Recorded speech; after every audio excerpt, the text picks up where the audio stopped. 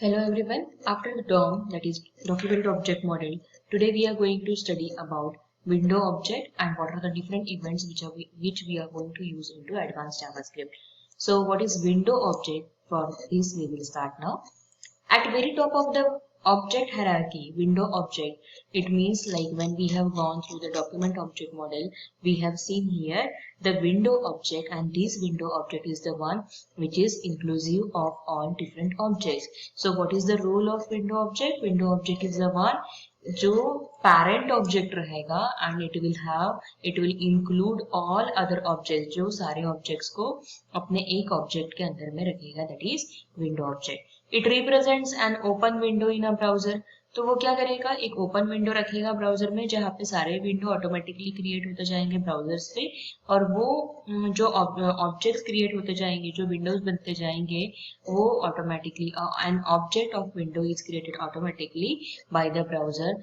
तो वो जो ऑब्जेक्ट्स है वो ब्राउजर से ऑटोमेटिकली क्रिएट होते जाएंगे and all those objects will be saved into window object. अब कौन से ऑब्जेक्ट्स बन सकते हैं, कौन सा उनके प्रॉपर्टीज एंड कौन सा उसके मेथड है, उसके लिए यहाँ पे मैं कुछ एग्जांपल्स देती हूँ. सारे एग्जांपल्स आप पढ़ लीजिए.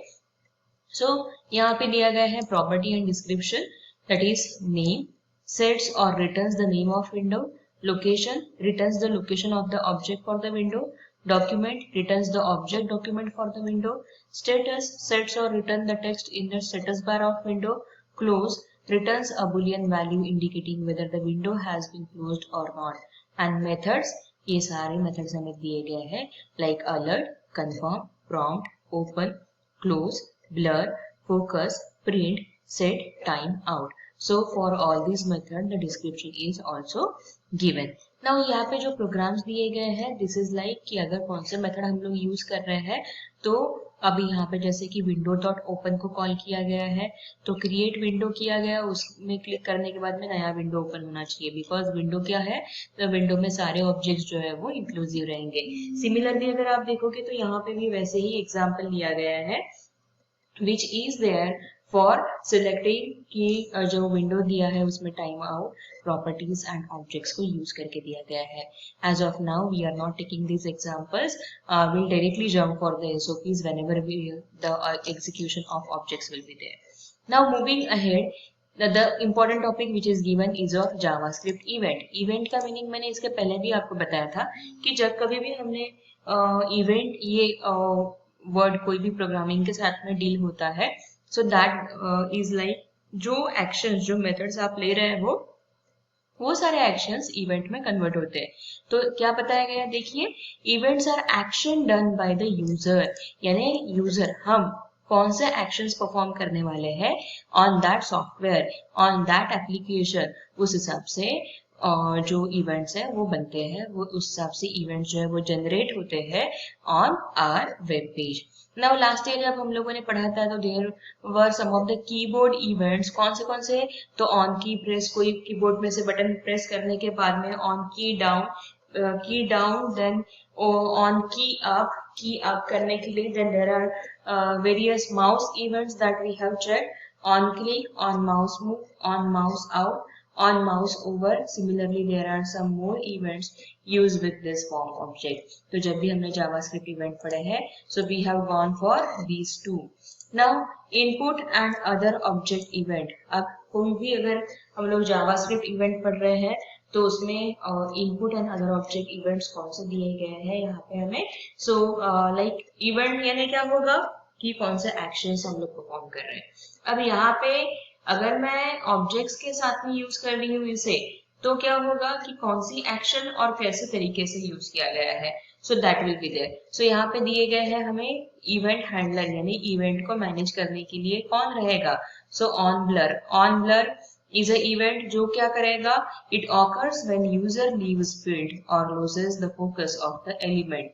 ऑन फोकस, अब ये जब ऑन ब्लर, जब फोकस नहीं रहता है, तो ऑन फोकस में क्या होगा, व्हेन फोकस ऑकर्स, जब फोकस मिलेगा, when it get the focus, when element gets the focus, तो ऑन फोकस रहेगा. Then on change, it occurs when the user changes content of an element or selects drop down value, example text box, password, select box, text area, etcetera. Then on select क्या करता है? It occurs when the user selects some text of an element. जो on select क्या करेगा? Text को select करेगा. on submit क्या करेगा? when submit बटन क्लिक की जाएगी तो on submit इवेंट कॉल होगा. on reset क्या करेगा? it occurs when the user clicks reset button. on load क्या रहेगा? it occurs when page or image has been loaded. जब कोई पेज या इमेज लोड किया जाएगा तब on load कॉल होगा.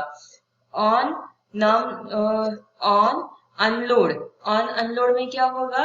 when it occurs with the document or page. जब अनलोडिंग हो रहा है और it is closing at that time, on unload execution होगा. दूसरा दिया गया है. अब देखो फिर से एक बार हम लोग चेक कर लेते हैं जावास्क्रिप्ट के इवेंट्स मीन्स द एक्शंस जो ऑब्जेक्ट्स पे एप्लीकेशंस पे किए जाएंगे. वो कौन से एक्शंस हो सकते हैं? So these are the various examples which we are observing over here. उसके बाद में दिया गया है जावास्क्रिप्ट बिल्ट इन ऑब्जेक्ट. अब बिल्ट इन का मीनिंग तो हमें पता है कि जो ऑलरेडी अवेलेबल रहेंगे. जो जब हम लोग सॉफ्टवेयर लेते हैं या फिर इंस्टॉलेशन करते हैं तो इन बिल्ट वो ऑब्जेक्ट्स अवेलेबल अगर है तो उसे हम लोग बिल्ट इन ऑब्जेक्ट्स बोलते हैं. तो JavaScript has several built in or core language objects. These built in objects are available regardless of window content and operates independently of whatever page browser it has loaded. क्या meaning हो रहा है इसका? तो built in objects को कैसे use किया जाएगा? तो जब कभी भी हमें विंडो के कोई कंटेंट्स यूज करना है, ब्राउजर पे वो कंटेंट को लोड करना है, तो उसके साथ में हमें ऑब्जेक्ट्स के साथ में क्या लगेगा? एक उसका प्रॉपर्टी लगेगा और दूसरा क्या लगेगा? मेथड. तो यहाँ पे वेरियस प्रॉपर्टीज एंड मेथड्स जो है वो लाइव किए जाएंगे वेब पेजेस पे by using built in object. अगर मैं जब बिल्ट इन ऑब्जेक्ट बोलती हूँ तो वो ऑब्जेक्ट्स ऑलरेडी अवेलेबल है जावास्क्रिप्ट में, उसी को हम लोग यूज करेंगे. जो हमारे ऑब्जेक्ट्स बिल्ट इन है, कोर लैंग्वेज ऑब्जेक्ट्स है, उसी को हम लोग यूज करेंगे. There are various examples given like string object दिया हुआ है. देन उसके बाद में एग्जांपल्स दिए गए हैं. उसके मैथ ऑब्जेक्ट दिया है. उसके बाद में दिया है डेट ऑब्जेक्ट, एरे ऑब्जेक्ट. ये सारे एग्जांपल्स आपको यहाँ पे दिए हुए हैं. But let me tell you, as we know because of this pandemic situation हमारा सिलेबस रिड्यूस हुआ है. So we don't have these objects. हम लोगों को math object, date object and array object नहीं है. तो ये मैथ ऑब्जेक्ट हो गया, देन डेट ऑब्जेक्ट हो गया एंड हो गया एरे ऑब्जेक्ट. ये नहीं है. तो बचे कौन से दो ऑब्जेक्ट? एक हो गया नंबर ऑब्जेक्ट और दूसरा हो गया स्ट्रिंग ऑब्जेक्ट, पहले वाला जो दिया हुआ है. तो सबसे पहली चीज जो ध्यान में रखना है हमें कि कौन से दो ऑब्जेक्ट्स हैं. अगर कोई और दो ऑब्जेक्ट्स हम लोगों को कंपेयर करना है तो स्ट्रिंग यानी होगा जो टेक्स्ट के साथ में डील करेगा and number is which one which will deal with the numbers. अब स्ट्रिंग ऑब्जेक्ट जो है वो किसके साथ में डील करने वाला है? टेक्स्ट के साथ में. तो string is used to store 0 or more characters of text. ध्यान में रखो, string object किसके साथ में डील करेगा? टेक्स्ट के साथ में. Whereas if you will go for number object, it will deal with the numbers. तो यहाँ पे जब हम लोग string object को यूज कर रहे हैं तो string object में हमारे साथ में जो है जो भी ऑब्जेक्ट्स हम लोग यूज करेंगे उसको डबल कोट में या सिंगल कोट में लिखा जा सकता है. As they are into the format of text we need to save it into the format of text manipulatives. उसके प्रॉपर्टीज कौन से हैं? तो स्ट्रिंग की लेंथ, यानी कोई अगर मैं लिखती हूँ 0 अगर मैं सिलेक्ट करती हूँ तो उसका लेंथ क्या है? 1 2 3 4. So this is the string का length which will it return. Okay, so length property क्या करेगा? It will return the number of characters in a string. अगर मैं लिखती हूँ टेक्स्ट को तो टेक्स्ट में कितना कैरेक्टर्स है?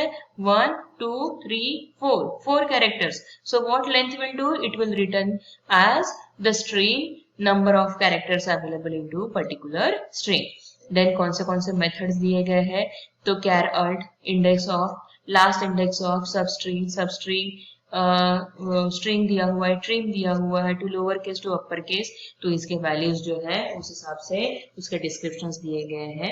and we will check the execution when we are going to check the SOP which is based on this returning of the number of characters which are available into particular text. दूसरा दिया गया है जो आपके लिए इस साल है नंबर ऑब्जेक्ट. अब मैंने जैसे बताया कि स्ट्रिंग क्या करेगा? तो कितने कैरेक्टर्स अवेलेबल हैं इन दैट पर्टिकुलर टेक्स्ट वो बताएगा. सो नाउ नंबर ऑब्जेक्ट क्या करेगा? नंबर ऑब्जेक्ट क्या करेगा? सिंपली नंबर्स के बारे में बताएगा।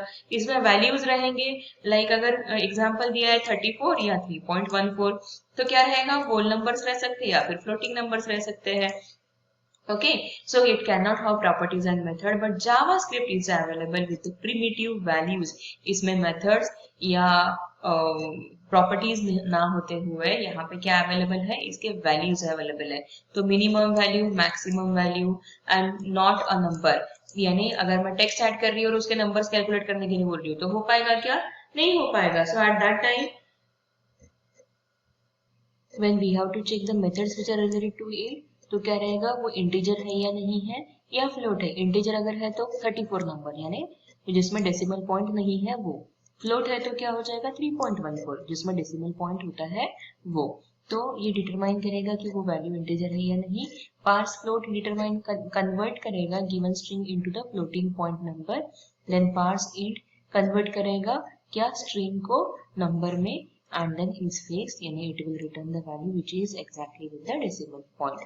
बाकी की ये जो array objects and all है, ये सारा हमें इस बार syllabus में नहीं है, so we are not going to study about it. You can check with the summary of it. JavaScript क्या है? JavaScript light weight scripting language है। क्यों उसका यूज किया जाता है, कौन से ग्रुप्स उसमें यूज कर रहे हैं, क्लाइंट साइड का मीनिंग क्या होता है, सर्वर साइड का मीनिंग क्या होता है, दोनों का डिफरेंस क्या है, फॉर लूप क्या होता है, व्हाइल लूप क्या होता है, डॉक्यूमेंट ऑब्जेक्ट मॉडल क्या होता है, विंडोज के साथ में हम लोग कौन से मेथड्स यूज करते हैं, जावास्क्रिप्ट में कौन से इवेंट्स यूज किए जाते हैं, बिल्ट इन ऑब्जेक्ट कौन से है और वो ऑब्जेक्ट्स हम लोग कौन से चेक करते हैं। So this way here we are completing with our advanced JavaScript का chapter. For exercise we will discuss it separately and will complete the exercise of this chapter too. Till that time, thank you for watching.